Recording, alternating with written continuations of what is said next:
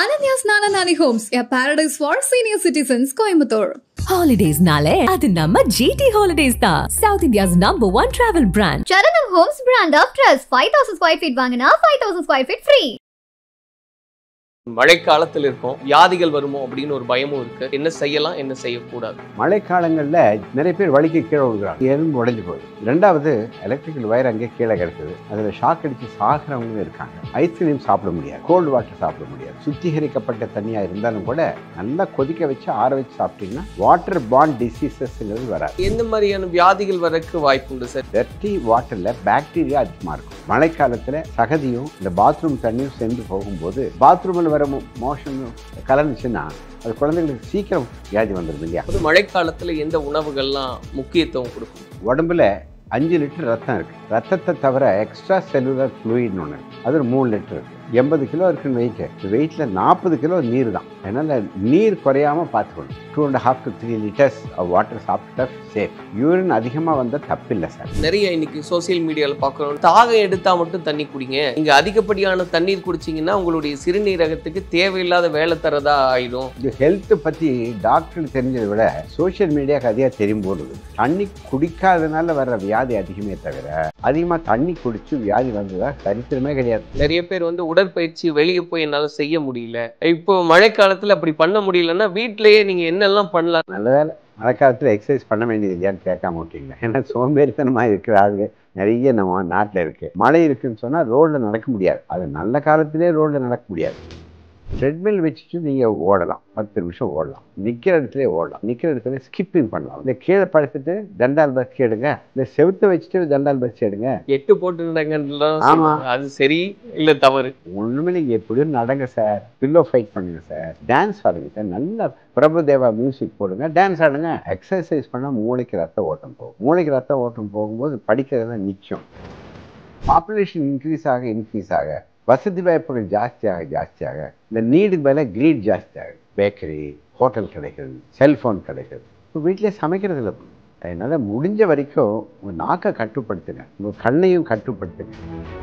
Sir, உங்கள் வாழ்க்கை சந்தோஷமாக இருக்கணும் வேண்டாமா? சந்தோஷமாக இருக்கிறதுக்கு என்ன பண்ணணும், என்ன பண்ணக்கூடாதுன்னு உங்களுக்கு தெரியாதானே? நீங்கள் எப்படி பண்ணுறீங்களோ அதே மாதிரி உங்கள் குழந்தைகள், உங்கள் ஒய்ஃப் எல்லாம் ஃபாலோ பண்ணணும். நீங்களே தப்பான வழியில் போயிட்டு அவங்களுக்கு எப்படி அட்வைஸ் கொடுக்க முடியும்? நீங்கள் சம்பாதிக்கிற பணமெல்லாம் ஹாஸ்பிட்டலுக்கு டாக்டர் கொடுக்கறதுக்காக கஷ்டப்படுறீங்க. இன்னைக்கு நம்மோட பத்மஸ்ரீ டாக்டர் KG பக்தவச்சலம் அவர்கள் இருக்கார். அவர்கிட்ட நிறைய விஷயங்களை பேசலாம். வணக்கம். வணக்கம் சார். சார், ஒரு மழைக்காலத்தில் இருக்கும், ஒரு சந்தோஷமான காலம் தான். இருந்தாலும் நிறைய இடத்துல நீர் தேங்குறதுனால வியாதிகள் வருமோ அப்படின்னு ஒரு பயமும் இருக்கு.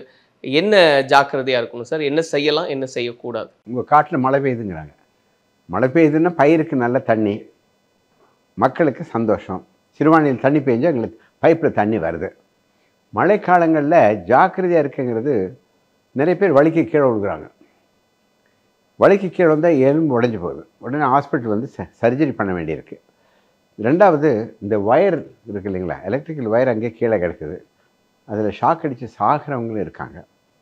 மழை காலத்தில் இந்த தண்ணீர் மாசுபட்டு போகிறது. அப்போது நல்லா தண்ணீரை கொதிக்க வச்சு சாப்பிடணும். மழை காலத்தில் நம்ம ஐஸ்கிரீம் சாப்பிட முடியாது, கோல்டு வாட்டர் சாப்பிட முடியாது. சுடு தண்ணி சாப்பிட்டா நல்லது. பிகாஸ் அந்த வர்ற தண்ணி சுத்திகரிக்கப்பட்ட தண்ணியாக இருந்தாலும் கூட நல்லா கொதிக்க வச்சு ஆற வச்சு சாப்பிட்டிங்கன்னா வாட்டர் பாண்ட் டிசீசஸ்ங்கிறது வராது. வாட்டர் மூலம் வரக்கூடிய வியாதிகள் காலரா வரும், டைஃபாய்டு வரும், ஃபுட் பாய்சனிங் வரும். வெஜிடபிள்ஸ் நீங்கள் நல்லா வாஷ் பண்ணலைன்னா அதுலேருந்து வியாதி வரும். ஸோ வாட்டருங்கிறது இன்றியமையாது. நீரின்றி உலகம் அமையாது. உலகத்தில் தண்ணி இல்லைன்னா இப்போ எத்தனை நாளைக்கு இருக்க முடியும்? நீங்கள் அதனால் தண்ணியை சேமித்து வைக்கணும். வீடு கட்டும்போதே கூட அந்த வாட்டர் சேமிக்கிறதுக்காக வேண்டி ஒரு பிளான் கொடுத்தா தான் கார்பரேஷனை கொடுக்குறான். ஸோ வாட்டர், இந்த மழை, அந்த ரெயின் வாட்டர் ஹார்வெஸ்டிங் ரொம்ப முக்கியமுங்க. மழை கொஞ்சம் அதிகமாக தான் பெய்யுது, நல்லது தானே. ஆனால் எதுலாம் கவனமாக இருக்க வேண்டியது இருக்குது சார். ஏன்னா இப்போது மழை காரணமாக தேங்கி இருக்கக்கூடிய நீர்நிலைகளால் பாதிப்பு ஏற்படுதுன்னு சொல்கிறோம். அது எவ்வளோ சிவியராகிறதுக்கான வாய்ப்பு உண்டு? ஏன்னா சரி, மழைக்காலம் தானே, அது சரி பண்ணிக்கலாம் அப்படின்னு நினைக்கிறோம். ஆனால் இருக்க நோய்கள் அதிகமாகுது அப்படின்றதையும் பார்க்குறோம்.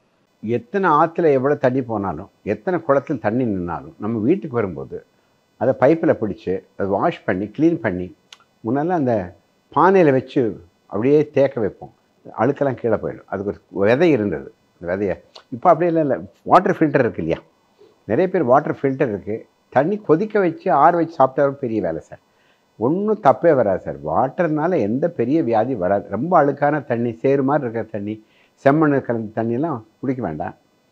வாட்டர் டேப்பில் தண்ணி வருதில்ல, இல்லை மழையவே தண்ணியே பெரிய அண்டா குண்டா வச்சோம்னா அந்த தண்ணியை we can save water. ஆனால் எந்த மாதிரியான வியாதிகள் வரக்கு வாய்ப்பு உண்டு சார்? இப்போ நம்ம சொல்கிற மாதிரி இது பாக்டீரியா அதிகமாக இருக்கும். இந்த டர்ட்டி வாட்டரில் பாக்டீரியா அதிகமாக இருக்கும். Commonest bacteria cholera. காலரா தான் அந்த மழைக்காலத்தில் அந்த சகதியும் இந்த பாத்ரூம் தண்ணியும் சேர்ந்து போகும்போது அதில் பாத்ரூமில் வர மோஷன் கலந்துச்சுன்னா அது குழந்தைங்களுக்கு சீக்கிரம் வியாதி வந்துடும் இல்லையா. எல்லாம் கை வாஷ் பண்ணணும் சார், நல்லா கை வாஷ் பண்ணணும். அந்த சமையல் பண்ணுற யுட்டென்சில்ஸை வாஷ் பண்ணணும், நீ வெஜிடபிள்ஸ் வாஷ் பண்ணணும், காய்கறிகளை வாஷ் பண்ணணும். கை வாஷ் பண்ணுறது நல்லா சொல்லிக் கொடுக்கணும் குழந்தைகளுக்கு. எங்கேயோ தொட்டுட்டு வாஷ் பண்ணுறதில்ல.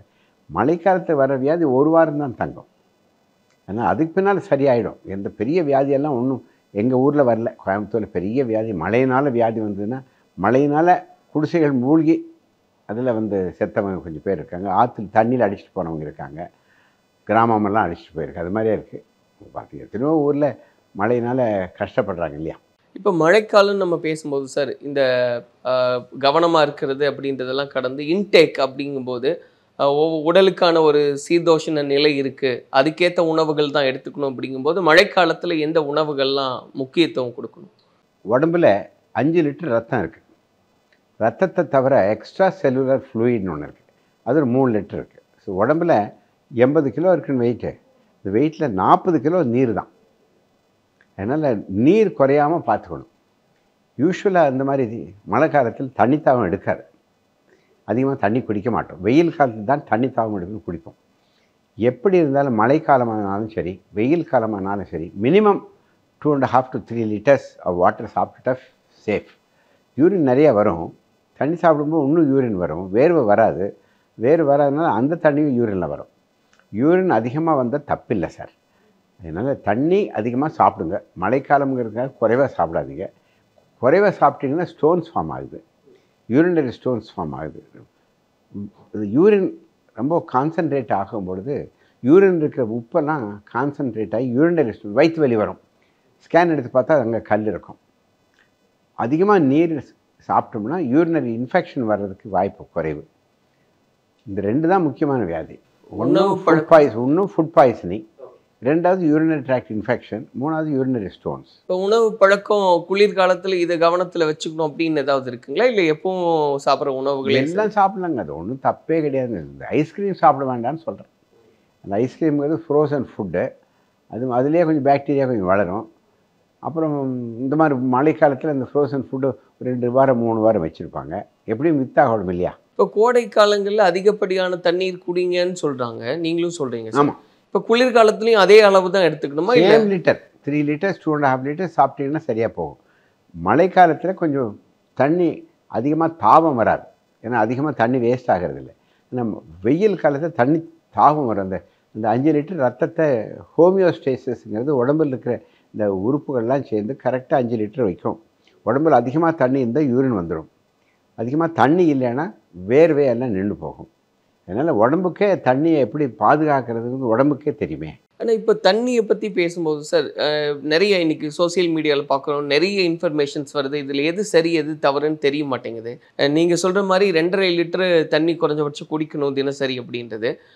இன்னொரு கருத்து என்ன சொல்கிறாங்கன்னா, தாகம் எடுத்தால் மட்டும் தண்ணி குடிங்க, நீங்கள் அதிகப்படியான தண்ணீர் குடிச்சிங்கன்னா உங்களுடைய சிறுநீரகத்துக்கு தேவையில்லாத வேலை தரதா ஆயிடும், அதிகப்படியான அழுத்தம் தரீங்க, அது தேவையில்லாத ஒன்று அப்படின்னு ஒரு கருத்து இருக்குது. அது ஹெல்த்தை பற்றி டாக்டருக்கு தெரிஞ்சதை விட சோஷியல் மீடியாவுக்கு அதிகம் தெரியும் போல் இருக்குது.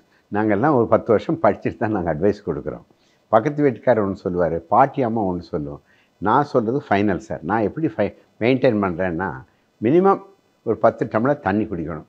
இதை தவிர பால் குடிக்கிறீங்க, ஆரஞ்சு ஜூஸ் குடிக்கிறீங்க, ஹார்லிக்ஸ், அதெல்லாம் பரவாயில்லை. வெஜிடபிள்ஸ்லேயே தண்ணி இருக்குது. மினிமம் 10 டம்ளர், ஒரு டம்ளருங்கிறது 200 மில்லி, 10ங்கிறது 2000 மில்லி தண்ணி குடிச்சோம் மினிமம். அதுக்கு மேலே சாப்பிட்டா ஒன்றும் ஆகாது. 4 லிட்டர் தண்ணி சாப்பிட்டா உடம்பு கெடுதலாக கிடையாது, அந்த எக்ஸ்ட்ரா வாட்டர் வெளியே வந்துடும். தண்ணி குடிக்காதனால வர்ற வியாதி அதிகமே தவிர அதிகமாக தண்ணி குடித்து வியாதி வந்ததாக சரித்திரமே கிடையாது. அது கிட்னியை பாதிக்கும். கிட்னிங்கிறது அது ஃபில்டர் தானே. அதிகமாக தண்ணி இருந்தால் வெளியே வந்துடும், தண்ணி குறைவாக இருந்து கிட்னி இழுத்து பிடிச்சிக்கும்.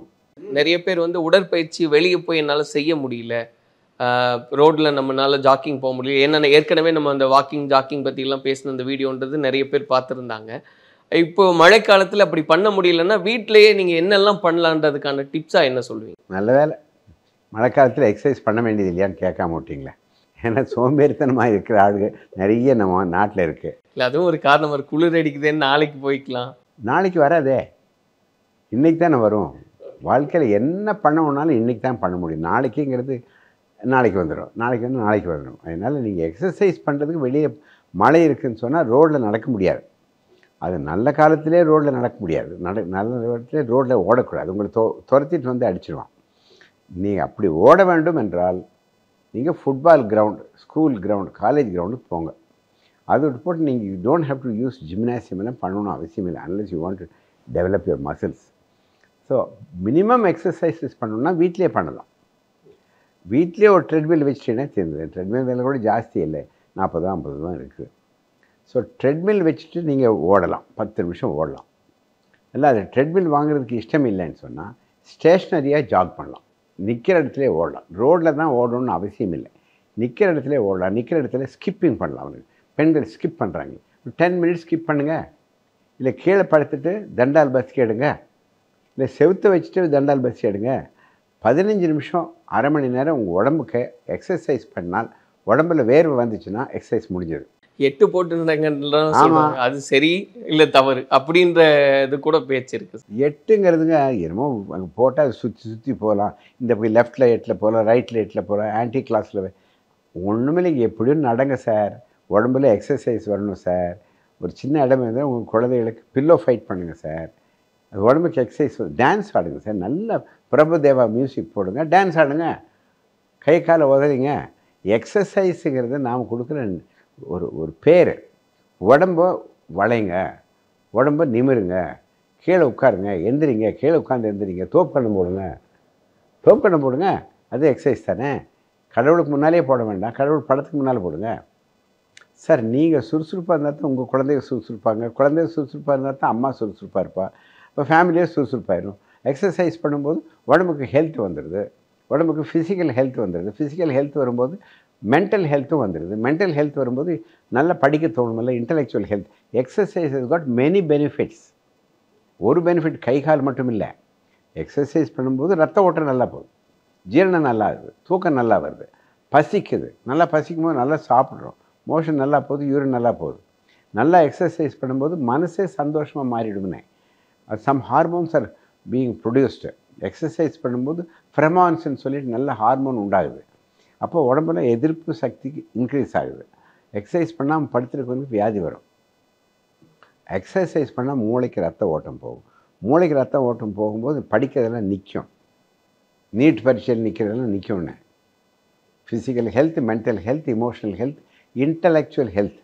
இன்னைக்கு தேதியில் நிறைய அவேர்னஸ் உருவாகி இருக்குன்னு பார்க்குறோம் சார். அது அதிகப்படியாக இருக்கும்னு கூட கேள்வி இருக்குது. ஏன்னா இப்போ வெயில் காலத்துலேயும் நிறைய சரும வியாதிகள் உட்பட நிறைய வியாதிகள் வரும்னு சொல்கிறாங்க, மழைக்காலத்துலேயும் நிறைய வியாதிகள் வரக்கு வாய்ப்பு இருக்குன்னு.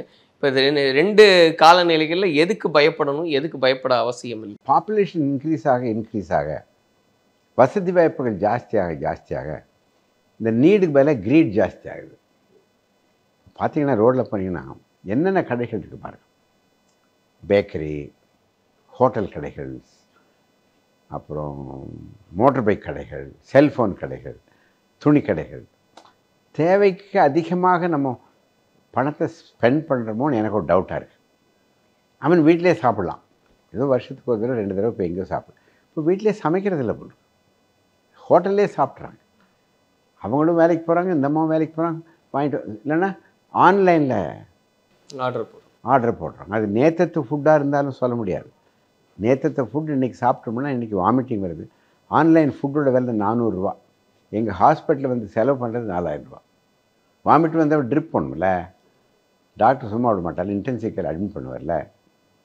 அதனால் முடிஞ்ச வரைக்கும் உங்கள் நாக்கை கட்டுப்படுத்துங்க, உங்கள் கண்ணையும் கட்டுப்படுத்துங்க. கண் உங்களுக்கு அந்த எப்போ பார்த்தாலும் அந்த ஃபோனை பார்த்துட்ருக்குறோம். நைட்டு 7 மணிக்கு மேலே சுவிட்ச் ஆஃப் பண்ணிவிடுங்க. காலையில் 7 மணிக்கு ஆன் பண்ணுங்கள். சினிமா பார்க்குறீங்கள அந்த டிவியில் 8 மணி வரைக்கும் பார்க்காதீங்க, 8 மணிக்கு மேலே பார்க்காதீங்க. பேப்பர் படிக்கிறீங்கள, காலையில் பேப்பர் படிக்காதீங்க, சாயங்காலம் படிங்க. நெகட்டிவ் நியூஸ் உள்ளே போகுதில்ல. சார் உங்கள் வாழ்க்கை சந்தோஷமாக இருக்கணுமா வேண்டாமா? சந்தோஷமாக இருக்கிறதுக்கு என்ன பண்ணணும் என்ன பண்ணக்கூடாதுன்னு உங்களுக்கு தெரியாதானே? நீங்கள் டிக்கெட்டிங் இதெல்லாம் பண்ணலாம்னு சொல்லுங்கள், பெருக்கல் குறி போடுங்க, இதெல்லாம் வேண்டான்னு போடுங்க. நீங்கள் எப்படி பண்ணுறீங்களோ அதே மாதிரி தான் உங்கள் குழந்தைகள் உங்கள் ஒய்ஃப் எல்லாம் ஃபாலோ பண்ணுவாங்க. நீங்களே தப்பான வழியில் போயிட்டு அவங்களுக்கு எப்படி அட்வைஸ் கொடுக்க முடியும்? நீங்கள் சம்பாதிக்கிற பணமெல்லாம் ஹாஸ்பிட்டலுக்கு டாக்டர் கொடுக்கறதுக்காக கஷ்டப்படுறீங்க. Be healthy. அப்போ வந்து வெயிலாக இருந்தாலும் மழையாக இருந்தாலும் இது சரியாக கவனத்தில் வச்சுக்கிட்டாலே போதும். உங்கள் health is more important. Whether it is water or water borne diseases, whether it is hotel food or கை வாஷ் பண்ணுறோம், இது எல்லாமே உங்களுக்கு தெரியும். பேசிக்காக இது உங்களுக்கு தெரியும். கூகுளில் போய் பாருங்களேன். What are the healthy habits during rainy season? What are the healthy habits during the summer? Google is going to give you an unbiased opinion. நன்றி சார். நன்றி. Ananya's Nananani Homes, a paradise for senior citizens, Coimbatore. Holidays nale adu namma GT Holidays da, South India's #1 travel brand. Charanam Homes brand of trust. 5,000 square feet வாங்கினா 5,000 square feet free.